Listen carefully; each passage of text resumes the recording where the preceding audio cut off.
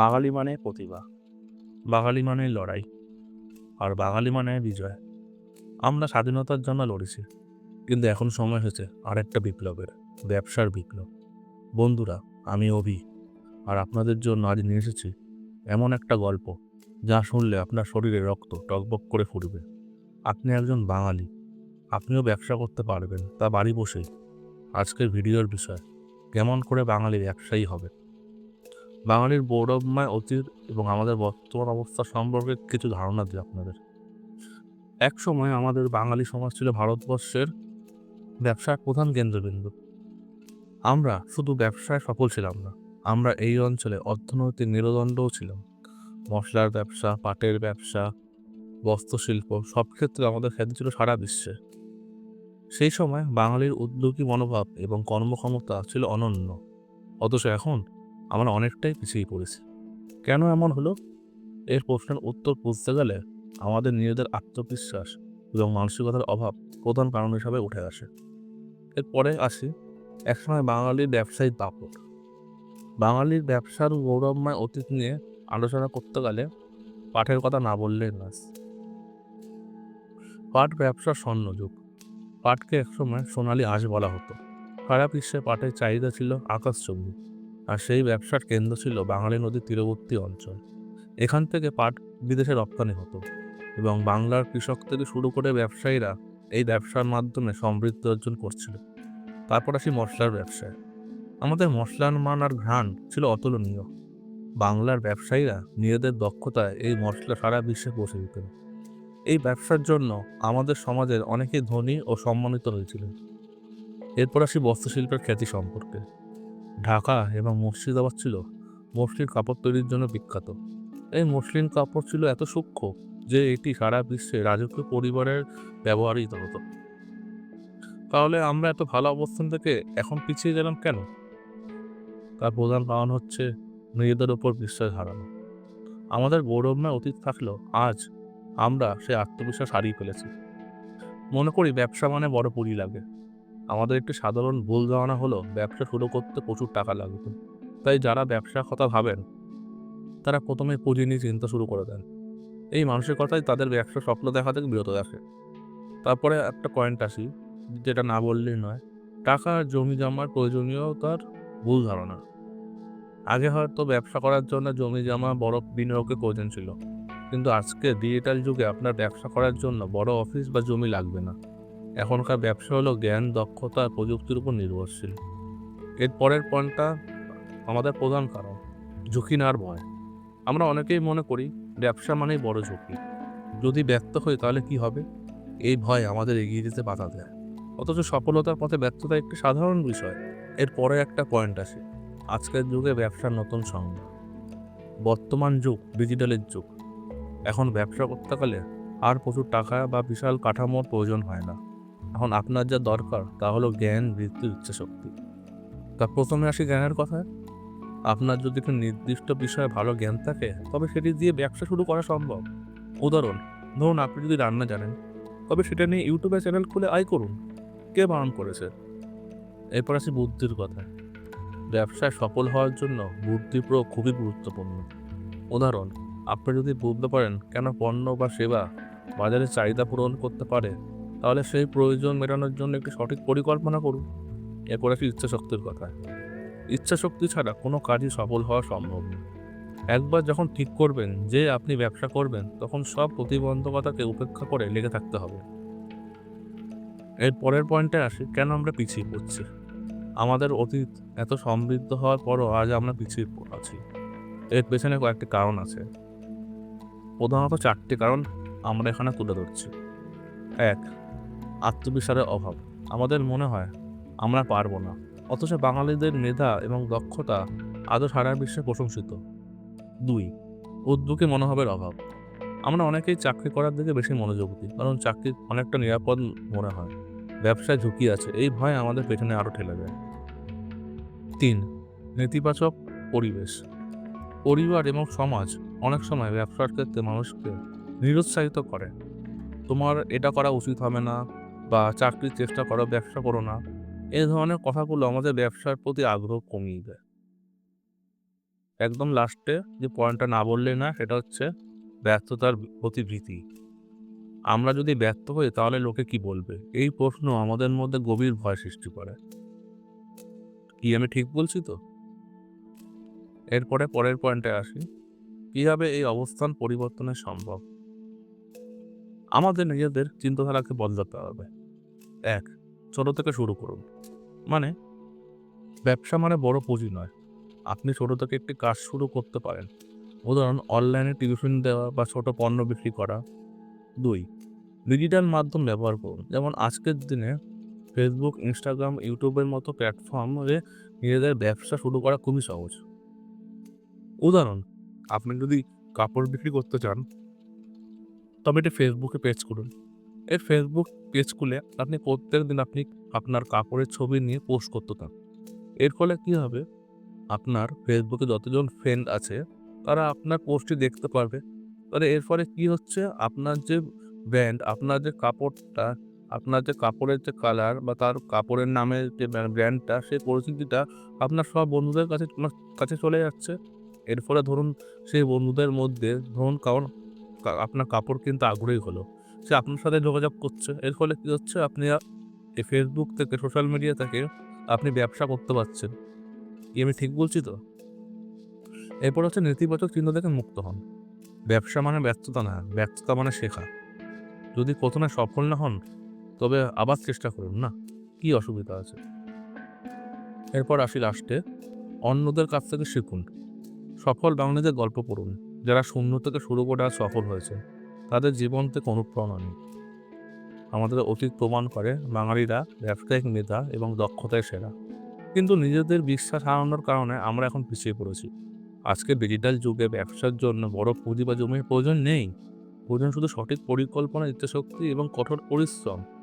তাই নিজের উপর বিশ্বাস রাখুন। মনে রাখুন, আপনি একজন বাঙালি। বাঙালি মানে মেধাবী, বাঙালি মানে বিজয়। এর পরের একটা গুরুত্বপূর্ণ পয়েন্টে আসছে। কেন বাঙালিরা ব্যবসা করতে ভয় পায়? আমরা বাঙালিরা বুদ্ধি, মেধাবী এবং জ্ঞানে সারা বিশ্বে পরিচিত। কিন্তু তারপরও দেখা যায় ব্যবসার ক্ষেত্রে আমরা পিছিয়ে পড়েছি। অনেক বাঙালি মনে করেন ব্যবসা মানে বড় টাকা লাগবে, বিশাল ঝুঁকি নিতে হবে, অথবা রাজনীতি এবং সামাজিক সমস্যার সঙ্গে লড়াই করতে হবে। এর ফলে অনেকে ব্যবসা কথা চিন্তা করলেও ভয় পিছু হেঁটে যান। চলুন সহজ বাংলায় বুঝে নিই কেন বাঙালিরা ব্যবসা করতে ভয় পায় এবং কীভাবে এই ভয়কে দূর করতে হবে। প্রথমে আসি বড় পুঁজির ভয়। সাধারণ ধারণা হলো ব্যবসা করতে গেলে বড় পুঁজি দরকার। আমাদের সমাজে এমন একটা মিথ রয়েছে যে টাকা ছাড়া ব্যবসা হয় না। তবে বাস্তব কথা হলো, এখনকার ডিজিটাল যুগে ব্যবসা করতে গেলে কোনো বড় পুঁজি লাগে না। আপনি যদি আপনার দক্ষতাকে কাজে লাগিয়ে সঠিক পরিকল্পনা করেন, তবে আপনি বিনা পুঁজিতেও ব্যবসা শুরু করা সম্ভব। যেমন একটা উদাহরণ দিয়ে বলি, তাহলে আপনার বুঝতে সুবিধা হবে। যেমন ধরুন, একজন ব্যক্তি ইউটিউব চ্যানেল খুলে রান্নার ভিডিও শেয়ার করে লাখ লাখ টাকা আয় করছে। প্রথমে তার কোনো বড় পুঁজি লাগেনি, শুধু একটা ফোন ছিল। তবুও এই পুঁজির ভয় অনেক বাঙালিকে ব্যবসা স্বপ্ন দেখে বিরত থাকতে দেয়। কি, তাই তো? ২ নম্বরে আসি, ব্যর্থতার আশঙ্কা। অনেক বাঙালি মনে করেন, যদি ব্যর্থ হই তাহলে লোকে কি বলবে? আমাদের সমাজে একটা নেতিবাচক চিন্তাধারা আছে যে ব্যর্থ হওয়া মানে জীবন শেষ। কিন্তু বাস্তবে প্রত্যেক সফল ব্যবসায়ী জীবনে কোনো না কোনো পর্যায়ে ব্যর্থ হয়েছেন, তাই না? যেমন উদাহরণ দিয়ে আপনাকে বোঝাই, যে নিশ্চয়ই নাম শুনেছেন যে আলিবাবা কোম্পানির প্রতিষ্ঠাতা। বারবার চাকরির পরীক্ষায় তিনি ব্যর্থ হতেন, কিন্তু তিনি চেষ্টা করা বন্ধ করেননি। আমাদের বুঝতে হবে, ব্যর্থতা হলো শেখার একটি অংশ, আর এটি ব্যবসার পথকে শক্তিশালী করে তোলে। ৩ নম্বরে আসিস, রাজনীতি ও সমাজের প্রভাব। বাঙালির ব্যবসা না করার বড় একটি কারণ হলো সমাজে অনুপ্রেরণার অভাব এবং রাজনীতির হস্তক্ষেপ। রাজনীতির চাপ। অনেক সময় দেখা যায় স্থানীয় রাজনীতির প্রভাব ব্যবসার পরিবেশকে জটিল করে তোলে। লাইসেন্স, অনুমতি ইত্যাদি পেতে সমস্যা হয়। সামাজিক বিভাজন। জাত, ধর্ম বা পেশার ভিত্তিতে বিভাজন অনেককে ব্যবসা শুরু থেকে দূরে সরিয়ে রাখে। উদাহরণ দিয়ে বলি, কেউ যদি ছোট ব্যবসা শুরু করেন, তখন সমাজে অনেকে সেটিকে তেমন গুরুত্ব দেয় না। এরপর প্রধান পয়েন্ট, যেটা আমাদের বাঙালিদের রক্তে, অলসতা এবং কুড়েমি। আমাদের মধ্যে অনেকেই সবকিছু সহজভাবে পেতে চান। ব্যবসা করার ক্ষেত্রে নিরবিচ্ছিন্ন পরিশ্রম দরকার। আর অনেকেই এটিকে কঠিন মনে করেন। কিছু সাধারণ ধারণা: আমি ব্যবসা করব, কিন্তু কাজ করতে চাই কম। বাড়িতে বসে সহজ উপায়ে টাকা রোজগার করব। এই অলসতা আমাদেরকে অনেক সম্ভাবনায় উদ্যোগকে থামিয়ে দেয়। একটা পরিষ্কার উদাহরণ দিয়ে বলি, এক ব্যক্তি যদি হস্তশিল্পের পণ্যের ব্যবসা শুরু করতে চান, তবে তাকে পণ্যের গুণগত মান বজায় রাখতে কঠোর পরিশ্রম করতে হবে। কিন্তু তিনি যদি অলস হন, তাহলে ব্যবসা লম্বা সময় সে কোনোদিনও টিকবে না। এটা ফ্যাক্ট। এরপর আসি ঝুঁকি নেওয়ার মানসিকতার অভাব। ব্যবসার জন্য ঝুঁকি নেওয়া একটি গুরুত্বপূর্ণ বিষয়। ব্যবসা কেন, যে কোনো জিনিসের জন্য ঝুঁকি নেওয়া খুব গুরুত্বপূর্ণ বিষয়। কিন্তু এটা ব্যবসা বলে না, সব দিক থেকে। যেমন একটা উদাহরণ দিয়ে বলি, আপনি যদি একটি পণ্য বাজারে ছাড়েন এবং সেটি সফল না হয়, তবে তার বিকল্প কী হবে? এই চিন্তাই অনেকে পেছনে ঠেলে দেয়। তবে ঝুঁকি নেওয়ার মানসিকতা ছাড়া কোনো ব্যবসা সফল হওয়া যায় না। এটা মানতে হবে আপনাদের। এরপর আসি শিক্ষার অভাব এবং ভুল ধারণা, যেটা বাঙালিদের কুড়ে খাচ্ছে এখনকার দিনে। অনেকে জানেন না ব্যবসা কীভাবে শুরু করতে হয়। পরিকল্পনা অভাব। সঠিক ব্যবসা পরিকল্পনা না থাকলে মানুষ বিভ্রান্ত হয়, এটাই স্বাভাবিক। যেমন একটা উদাহরণ দিয়ে বলছি, আপনি যদি জানেন না কোন পণ্য কাস্টমারদের বেশি আকৃষ্ট করবে, তাহলে কি সেই ব্যবসা কোনোদিনও টিকবে? আপনিই বলুন। এরপর আসি ভুল ধারণায়, বাজারে প্রতিযোগিতা বেশি, আমি পারবো না। এই ধরনের ভুল ধারণা ব্যবসার সম্ভাবনাকে নষ্ট করে দেয়। এরপর আসি পারিবারিক ও সামাজিক বাধা। অনেক সময় পরিবারের লোকজন ব্যবসা করার বিরুদ্ধে থাকেন। উদাহরণস্বরূপ, বাবা মা মনে করেন যে চাকরি করে সবচেয়ে ভালো, ব্যবসা করতে গেলে সামাজিক মর্যাদা কমে যাবে, তাও ওনারা মনে করেন। এই ধারণাটা আমাদের পাল্টাতে হবে। এরপর আসি এই সমস্যাগুলোর থেকে কীভাবে আমরা সমাধান বার করব। ১ নম্বর পয়েন্টে শুরু করছি। ছোট থেকে শুরু করুন। আপনার যদি পুঁজি কম থাকে, তাহলে একদম ছোট্ট পরিসরে শুরু করুন। উদাহরণস্বরূপ, অনলাইনে কাপড় বিক্রি করতে পারেন। প্রথমে কয়েকটি অর্ডার নিন এবং ক্রমে ব্যবসা বাড়ান, তাই না? ঝুঁকিকে ইতিবাচকভাবে নিন। ব্যবসার ঝুঁকিকে ২ নম্বর পয়েন্টে আসি। ঝুঁকিকে ইতিবাচকভাবে নিন। ব্যবসার ঝুঁকিকে সমস্যা হিসাবে না দেখে শিক্ষা হিসেবে দেখুন। যেমন উদাহরণস্বরূপ, যদি আপনি প্রথম পণ্য বিক্রি না হয়, তাহলে বুঝুন গ্রাহক কী চায়। পরের বার সে অনুযায়ী কাজ করুন। ৩ নম্বর আসে সামাজিক বাধাকে উপেক্ষা করুন। পরিবার বা সমাজ যদি নিরুৎসাহিত করে, তবুও নিজের পরিকল্পনা অনুযায়ী এগিয়ে যান। উদাহরণস্বরূপ, অনেক সফল ব্যবসায়ী প্রথমে পরিবার থেকে সাপোর্ট পাননি, কিন্তু পরে তারাই কিন্তু গর্বিত হয়েছেন। ৪ নম্বর পয়েন্ট, নিজেদের স্কিল বাড়ান। নতুন স্কিল শিখুন এবং সেগুলোকে কাজে লাগান। যেমন আমি একজন ডিজিটাল মার্কেটার, কিন্তু তার আগে তো আমাকে ডিজিটাল মার্কেটিং স্কিল শিখতে হতো না। আমি ডিজিটাল মার্কেটিং স্কিল শেখার পর আমি আজকে অনলাইনে ডিজিটাল মার্কেটিং সার্ভিস দিয়ে আসছি উইদাউট ইনভেস্ট। এর জন্য আমাকে কোনো পয়সা দিতে হয়নি বা কোনো পয়সাও লাগেনি। আমি যা যা শিখেছি এবং সেই সেই শেখা থেকে আমি কী করে লোকের ব্যবসাকে বাড়াতে পারবো, আমার কাজ এটাই। আমি আজকে অনলাইনে উইদাউট ইনভেস্টে লোককে আমি ফ্রি সার্ভিস দিয়ে আসছি, বা কোনো জায়গায় সার্ভিস দিচ্ছি, তার জন্য আমি পয়সাও চার্জ করছি। তো এটাও তো এক ধরনের ব্যবসা, না? এই ব্যবসা কত করে এখনকার দিনে। যেমন আরেকটা আপনাকে উদাহরণ দিই, ভিডিও এডিটিং বা কন্টেন্ট ক্রিয়েশন শিখলে কম খরচে বা কোনো খরচা ছাড়াই আপনি ব্যবসা করতে পারবেন। ৫ নম্বর পয়েন্টে আসি, সফল মানুষদের গল্প করুন। যারা বিনা পুঁজিতে সাফল্য অর্জন করেছেন, তাদের সম্পর্কে জানুন। এটি আপনাকে অনুপ্রাণিত করবে, তাই তো? এবার আসি কয়েকটা বাস্তব উদাহরণ, কীভাবে আপনি বিনা পুঁজিতে ব্যবসা শুরু করবেন। প্রথমে আসি ব্লগিং। এই ওয়ার্ডটা নিশ্চয়ই আপনাদের কমন, তাই না? আপনি কি লেখালেখি করতে ভালোবাসেন? তাহলে একটি ব্লগিং ওয়েবসাইট খুলুন, বা অথবা একটা ইউটিউবে চ্যানেল করুন। ধরুন, আপনি ভ্রমণ পছন্দ করেন, ভ্রমণের অভিজ্ঞতা নিয়ে ভিডিও বানান। যেভাবে আপনার চ্যানেল বড় হবে, তেমনই কোম্পানিগুলো আপনাকে স্পন্সরশিপ হিসেবে দিতে শুরু করবে, তাই তো? ২ নম্বর উদাহরণ, ইউটিউবে রান্নার চ্যানেল খুলুন। আপনি যদি রান্না ভালোবাসেন বা রান্নায় আপনি পারদর্শী হন, তাহলে সেটাই আপনার ব্যবসা। কীভাবে? ধরুন, আপনার রান্নার প্রক্রিয়া রেকর্ড করুন, প্রতিদিন একটি ভিডিও আপলোড করুন। কিছুদিনের মধ্যে আপনার দর্শক সংখ্যা দেখবেন বাড়তে থাকবে। এটা ফ্যাক্ট। 3 নম্বর একটা উদাহরণ দিচ্ছি। কাপড় বা হস্তশিল্পের ব্যবসা অনলাইনে নিন।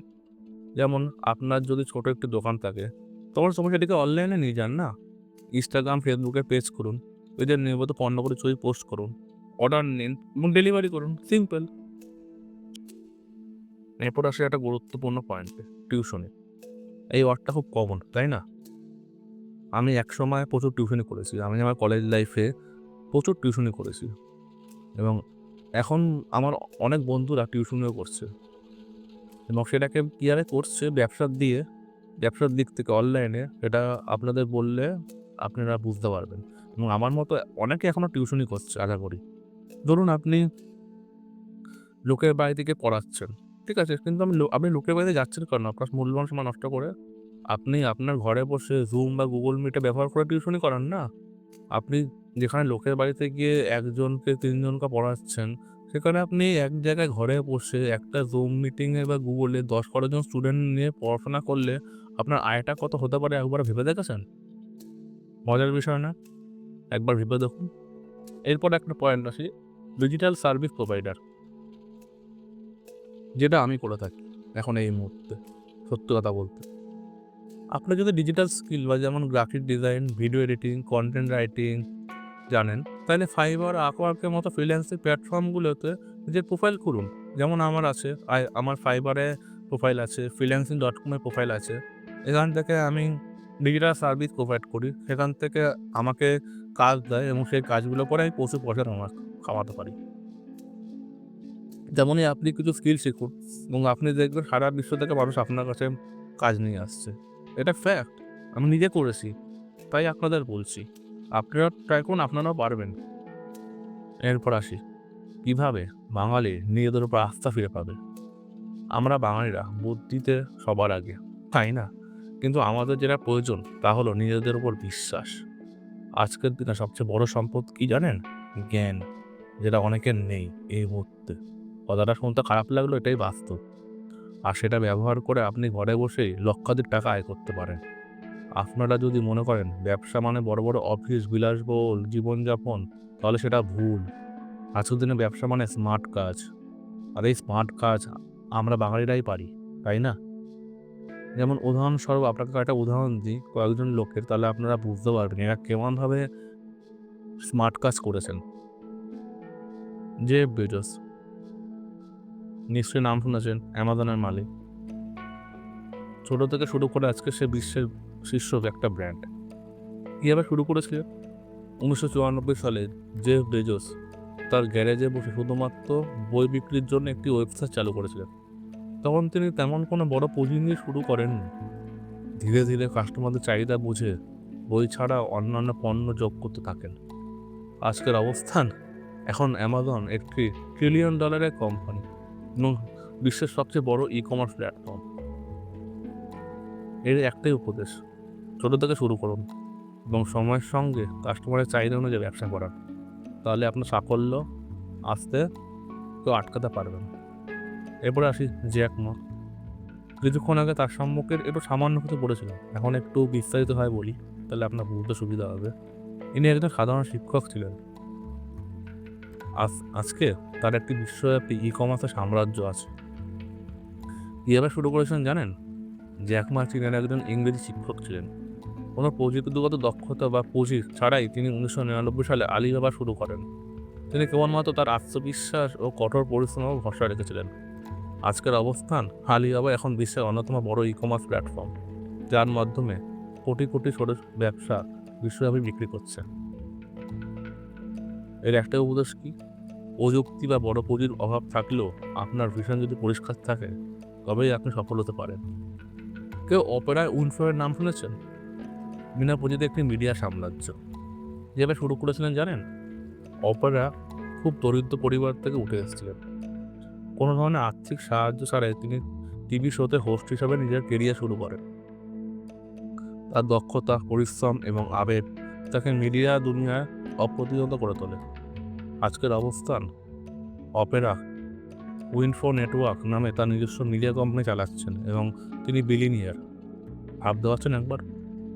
এরপর আসি বিনোদ কাল্লা। বলুন কারা কারা এর নাম শুনেছেন?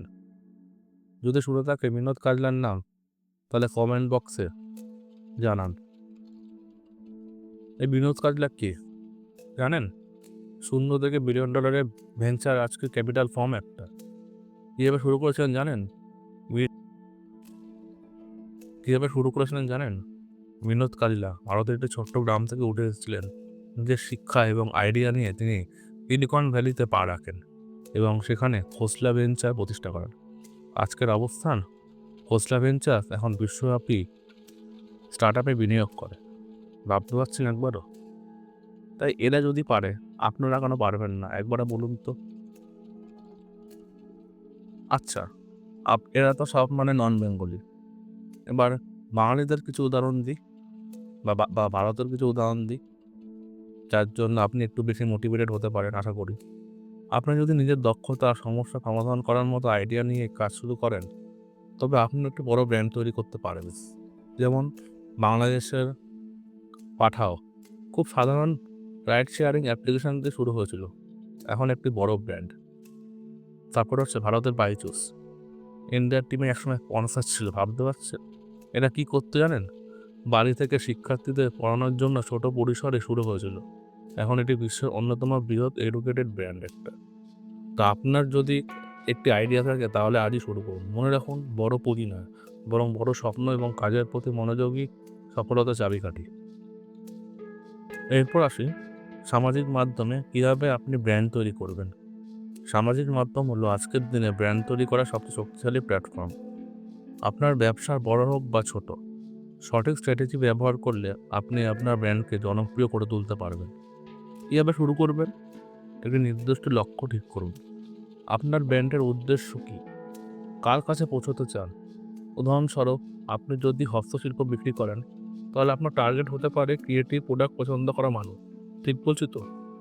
একটা ইউনিক ব্র্যান্ড পরিচয় তৈরি করুন। ব্র্যান্ডের নাম, লোগো, ট্যাগলাইন তৈরি করুন।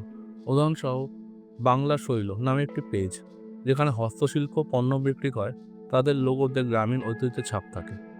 একটি আকর্ষণীয় প্রোফাইল তৈরি করুন। প্রতিটি প্ল্যাটফর্মে ফেসবুক, ইনস্টাগ্রাম, লিঙ্কডইন, প্রত্যেকটিতে একটি করে প্রোফাইল করুন। বায়োতে ব্র্যান্ডের মিশন লিখুন। প্রোফাইলের ছবি ও কভার ফটোতে আপনার ব্র্যান্ডের পরিচয় তুলে ধরুন। নিয়মিত কন্টেন্ট পোস্ট করুন। পণ্যের ভিডিও বা পণ্যের ছবি শেয়ার করুন। উদাহরণস্বরূপ, একটি হ্যান্ডমেড পণ্যের ভিডিও যা দেখায় সেটা কীভাবে তৈরি হয়েছে। গ্রাহকদের রিভিউ পোস্ট করুন। ইন্টারাকশন করুন, কমেন্ট এবং মেসেজে উত্তর দিন। উদাহরণস্বরূপ, কেউ আপনার পণ্য সম্পর্কে জানতে চাইলে তার সাথে রিপ্লাই দিন। রীতিমতো কথোপকথন করুন, তাকে এঙ্গেজ করুন, তাকে ইন্টারেস্ট দিন যে আপনারটাই কেন বেস্ট। প্রমোশন করুন। ফেসবুক, ইনস্টাগ্রাম পেড প্রমোশন ব্যবহার করুন। উদাহরণস্বরূপ, ধরুন আপনার প্রথম 100 অর্ডারে 10% ছাড় দিন। সেই অফার প্রচার করুন চারদিকে। এরপরে আসি ফ্রিল্যান্সার হিসাবে কীভাবে আপনি কাজ শুরু করবেন। ফ্রিল্যান্সিং হলো নিজের স্কিল ব্যবহার করে স্বাধীনভাবে কাজ করা। আপনি ঘরে বসেই বিশ্বজুড়ে ক্লায়েন্টের সঙ্গে কাজ করতে পারেন, যেটা এখন আমি করে থাকি। কীভাবে শুরু করবেন? তেমন খুশি ব্যাপার না, এটা নির্দিষ্ট স্কিল নির্বাচন করুন। আপনি যেই স্কিল শিখুন না কারণ, গ্রাফিক ডিজাইন বলুন, ওয়েব ডেভেলপমেন্ট বলুন, ডিজিটাল মার্কেটিং বলুন, যে কোনো ডাটা এন্ট্রি, যে কোনো। তেমন উদাহরণস্বরূপ, আপনি যদি ভিডিও এডিটিং জানেন, তাহলে সেটি নিয়ে কাজ শুরু করুন। কীভাবে করবেন? ফ্রিল্যান্সিং প্ল্যাটফর্ম করে প্রোফাইল তৈরি করুন। প্রথমে ফাইবওয়ার্ক, আপওয়ার্ক, ফ্রিল্যান্সিং, টপটেল, এগুলো সব ফ্রিল্যান্সিং ওয়েবসাইট। এইসব প্রোফাইলে গিয়ে নিজের দক্ষতা, অভিজ্ঞতা, একটি পোর্টফোলিও যোগ করুন। উদাহরণস্বরূপ, ফাইবারে আপনি লিখলেন, I will edit professional video within 24 hours. এরকম ধরনের কিছু শিরোনাম তৈরি করে গিগ তৈরি করুন।